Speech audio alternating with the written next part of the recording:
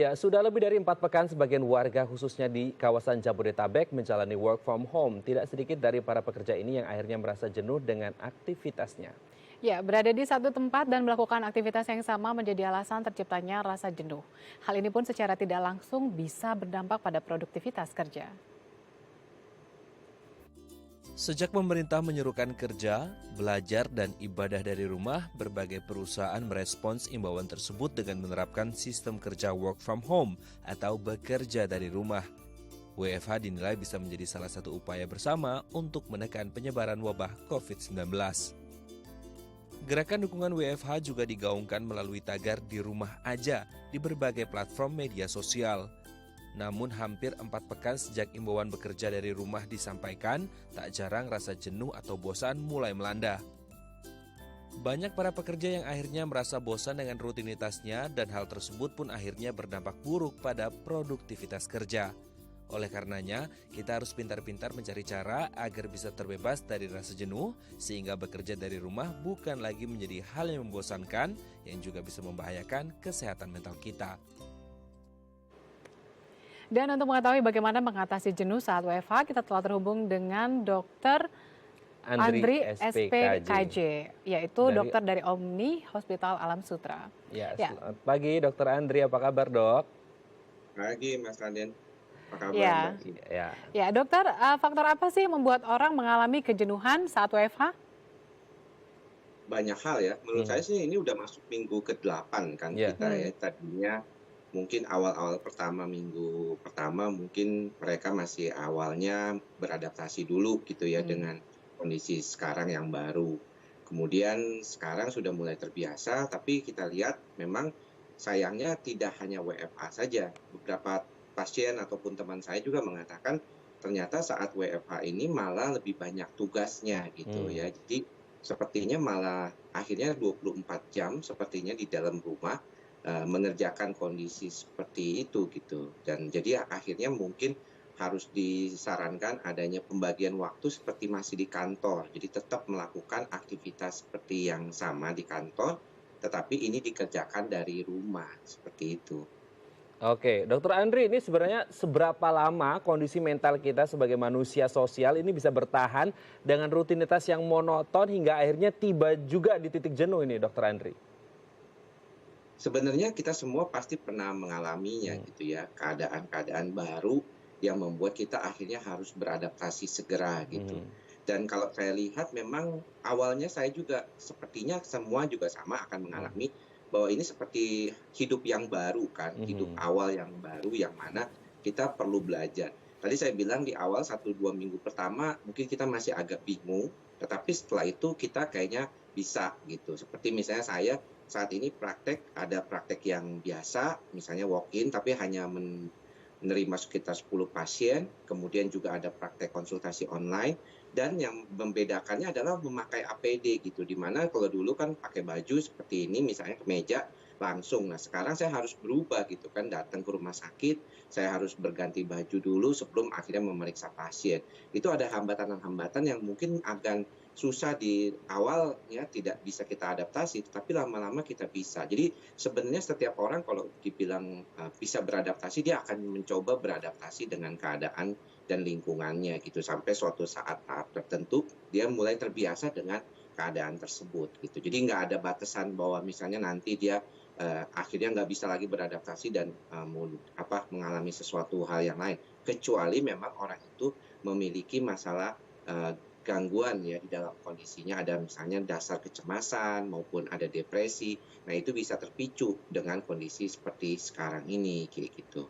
hmm. Berarti sebenarnya tetap masih ada, karena proses tadi ya, karena ada perubahan, kenyamanannya juga terganggu, kenyamanannya terusik. Sebenarnya berarti tadi bisa menjadi pemicu gangguan mental. Nah, Hmm. sebenarnya penyakit mental yang seperti apa yang mungkin bisa terjadi sama masyarakat atau orang yang terlalu lama WFH di rumah? Pada tahapan awal biasanya kita tuh melihat bahwa kondisinya pertama dia mengalami Hmm. suatu perubahan dulu gitu ya. Ada stres, kemudian kalau stres itu mencapai suatu kondisi yang disebut exhausted, dia akhirnya nggak bisa tahan lagi dengan kondisi tersebut dan jadilah gejala-gejala stres yang menyebabkan misalnya cemas dan depresi yang paling sering. Jadi orang itu ada tahapannya gitu. Kalau dia sudah sampai tahapan tersebut dia belum bisa beradaptasi, maka dia lari ke kelelahan itu, ke kondisi kelelahan mental yang akhirnya membuat dia mengalami gangguan kejiwaan. Tapi sebagian orang akan tetap bisa beradaptasi. Jadi dia berasa di dalam kondisi yang cukup stabil dan dia bisa mendapatkan situasi kehidupan yang baru yang berkaitan dengan keadaannya sekarang ini. Jadi semua cara yang dilakukan baik dari pikiran, perasaan, dan perilakunya dia itu akan mengikuti pola yang baru tersebut dan akhirnya menjadi stabil, menjadi equilibrium ya, harmoni kembali dan tidak akan mengalami gejala stres gitu.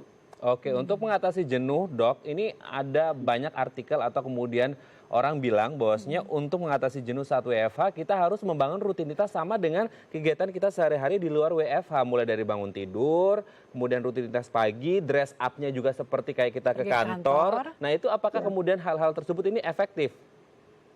Bisa membantu sih, bisa membantu ya, terutama sekali kaitannya dengan saya lihat ada beberapa hal yang perlu dilakukan selain dari tadi yang sudah disebutkan, adalah bagaimana kita bisa menambahkan ya sesuatu yang berkaitan dengan apa yang kita tidak dapatkan selama kondisi WFA ini. Misalnya ketemu sama teman gitu ya, ketemu sama teman, kemudian keluar rumah seperti itu juga kadang-kadang masih diperlukan. Tentunya bukan berarti berkerumun dan berkelompok, tapi misalnya mendapatkan misalnya time out lah, nggak jenuh di rumah terus, dia bisa keluar gitu supaya tidak mengalami yang namanya cabin fever ya sekarang itu banyak.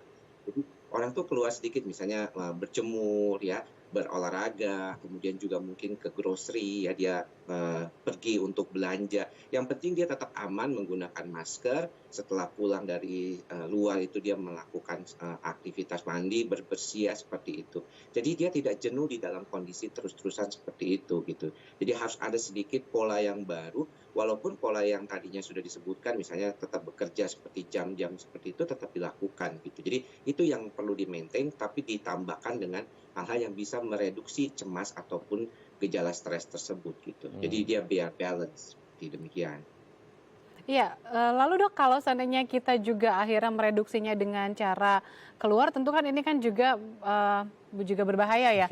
Nah, ada lagi tidak Dok tips lain gitu selain tadi ya harus kita juga akhirnya melakukan telekonferensi dengan orang lain atau kita juga melakukan tambahan kegiatan baru. Ada lagi tidak Dok yang tips yang lain yang mungkin bisa mereduksi stres kita? Tapi yang paling penting sih adanya selalu fokus ya. Jadi kita tuh tahu bahwa hal ini akan segera berakhir gitu. Pada banyak orang, nggak semuanya sama. Makanya tadi saya bilang, emang nggak boleh sama sekali keluar, kan tidak juga. Masih bisa kalau kita ke grocery gitu ya, untuk asal tidak berdekatan dengan orang lain dan melakukan hal-hal yang bisa memproteksi diri kita. Walaupun kebanyakan orang sangat ketakutan sekali hal tersebut. Tapi hal itu bisa dilakukan. Karena ada beberapa orang yang sudah nggak sanggup lagi di dalam rumah, dia nggak bisa lagi melakukan yang misalnya tadi disarankan melakukan hobi baru, melakukan hal-hal yang baru seperti itu. Jadi dia perlu sedikit meluangkan dirinya untuk keluar dulu sebentar. Makanya nggak heran kalau misalnya kita boleh sih tetap misalnya berjemur ya di depan rumah kita misalnya atau di taman pun nggak masalah kalau misalnya kita menggunakan masker dan tidak menjaga jarak tetap dengan orang lain gitu. Jadi melakukan rutinitas yang setiap hari terus-menerus di dalam kamar, di dalam rumah itu juga memang bisa menimbulkan masalah. Jadi kadang-kadang saat itu kita lakukan bukan cuma misalnya telekonferensi, karena ada beberapa orang yang kalau dia telekonferensi juga dia merasa nggak nyaman gitu. Dia tetap pengen ketemu sama orangnya gitu ya. Nah kalau begitu bisa saja tapi berjarak gitu. Seperti misalnya teman-teman yang datang tetap ke studio Dai TV misalnya untuk melakukan aktivitas kerja, dia tetap menjaga jarak kan, walaupun misalnya tetap bersama. Jadi harus ada sesuatu yang dilakukan yang di luar daripada rutinitas itu. Kalau enggak dia akan tetap jenuh. Akan bisa misalnya melakukan aktivitas misalnya telekonferensi atau misalnya main hobi atau segala macam, itu tetap akan menjenuhkan karena buat dia yang penting dia keluar dulu. Jadi bisa saja kita gunakan hal bukan yang keluar tapi tetap menjaga jarak aman, pakai masker dan kalau misalnya habis keluar kita harus mencuci tangan ataupun mandi sekalian kalau misalnya kita agak lama seperti itu. Oke, Dok, ini kalau menyambung dengan apa yang dokter sampaikan barusan, telekonferensi, kadangkala kan ini communication circle-nya agak berbeda ketika kita face to face melalui media gawai seperti itu. Dan mungkin akan takes time juga, butuh waktu. Nah, kadang-kadang sampai tengah malam pun kita telekonferensi gitu, karena memang komunikasinya emang terhambat. Nah, untuk mencegah supaya tidak terjadi seperti tadi dokter sampaikan cabin fever ataupun burnout, apa yang harus dilakukan ini? Harus ada batasan-batasan sih saya kira ya. Makanya ada beberapa keluhan dari pasien juga di mana mereka mengatakan bahwa kelihatannya kok malah semakin banyak ke pekerjaan gitu ya. Telekonferensinya berulang kali gitu ya. Kita juga harus batasi itu gitu. Jadi tidak semuanya harus berada di dalam konteks karena ada beberapa orang yang bilang, "Aduh, jangan-jangan karena di rumah dia jadinya gini." Beberapa orang waktu kemarin masih sebelum puasa, itu banyak juga yang mengalami sampai nggak bisa makan siang juga gitu, karena saking sibuknya telekonferensi gitu. Jadi ini yang harus dibatasi.